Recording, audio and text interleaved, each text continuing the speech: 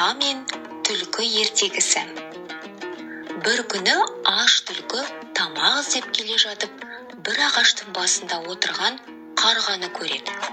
Қарғаның тұмсығында бір үлкен ірімшік бар екен. Түлкі қулығын асырып, қарғаның көңілін табу үшін оған жылы сөздер айта бастайды. Қарға, қарға, сен неткен көріктісің, сенің әдемі қанаттарың күндей жарқырайды.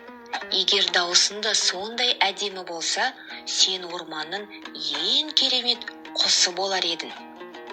Мақтанғанды жақсы көретін қарға түлкінің сөзіне сеніп қалады. Ол өзінің даусын көрсету үшін тұмсығын аша бергенде ірімшік жерге түсіп кетеді. Түлкі дереу жүгіріп барып ірімшікті алып қояды да қарқылдап күледі. Қарға, қарға, ақылсыздық кейде қымбатқа түседі. Сен мен алдауыма түстің, енді кеш болды. Осылайша түлкі өзінің айласымен қарғаның тамағын алып қашып кетеді. Ал қарға болса ақымақтығына өкінеді.